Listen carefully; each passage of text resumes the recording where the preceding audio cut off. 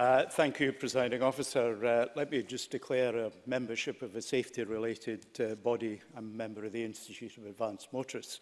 And, of course, congratulate Claire Adamson on bringing this subject to Parliament tonight. It's worth saying I probably am the pupil that was always sitting at the back of the class, not listening, not engaging in this.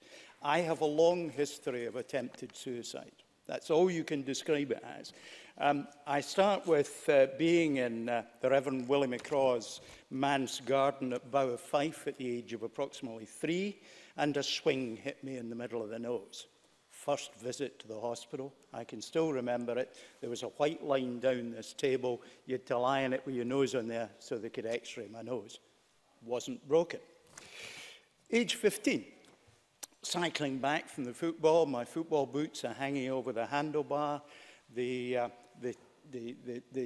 studs in the boots are engaging with the wheel, and I'm ignoring it. Eventually, trapped in the spokes, the bike stops. I fly over the handlebars, land on my elbows. They both swell up. Another visit to the hospital. Still didn't manage to break anything. This was preceded. It's not quite in the right order here. Not long after we got a television, the power cable of the television was a sort of twisted pair, and there was a join in the middle where it was unplugged, an extension. And I thought it would be jolly good wheeze to stick my finger in there and see what electricity was like. Black line round the finger, near-death experience. And you would think, you know, all these various experiences as a child, it would teach me to be a more sensible adult. Hardly.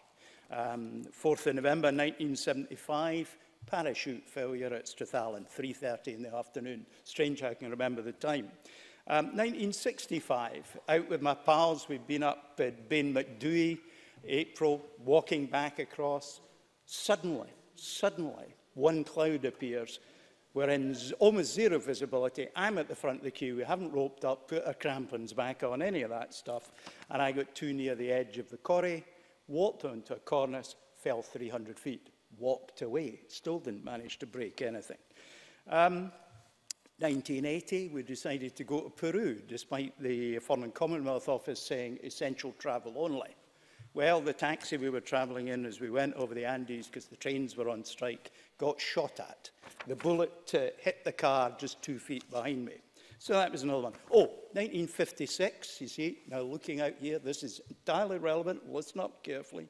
Sunstroke at Benderloch Beach, hospitalised in the hospital at Oban. Survived that one as well. So I'm doing pretty well. By the way, I've come off a plane in an emergency on 3 occasions, so don't fly with me. Yes, I will. Of course I will. Miss Bailey, put your card in. Okay. Trying not to have an accident in making Jackie Bailey. You know, the public gallery is starting to clear with this litany of accidents, and I wonder whether the member would recommend, given his tendency to have accidents, whether we shouldn't in fact clear this chamber right now. Stewart Stevenson. Well, of course, I would draw an entirely different conclusion. If there's going to be an accident, you want me there because I always survive and you probably will too. So, you see, we are politicians. We can turn any example of anything to any point. But the point I want to come to, and there is a serious point to all this, besides just a bit of knockabout fun. The serious point is actually parents and everybody else cannot anticipate every danger to which a child will choose to expose themselves. They just can't do that. My parents didn't know I was going to do all these daft things. They just didn't. So what we've got to think about, as well as, of course, responding to specific dangers that there are, is think about how to educate our children to, for themselves, recognise that they're putting themselves in danger, recognise appropriate actions to mitigate the effects of their putting themselves in danger. Now, I don't know how to do that, by the way, but I state that as an important point to think. I just close, Presiding Officer, by saying, of course, you know, every day we hold our lives in our hands, and in my case, when I look at my hands, I can see the scar there from when I was drilling into metal and forgot to key it. I look here when I tried to scythe off my thumb, and more importantly, Presiding Officer, in the Falkirk East by-election, I can look at where 6 stitches had to be put in my hand when I stuck my hand through a letterbox and a dog got it. Life is full of hazard. Children will meet these hazards as well.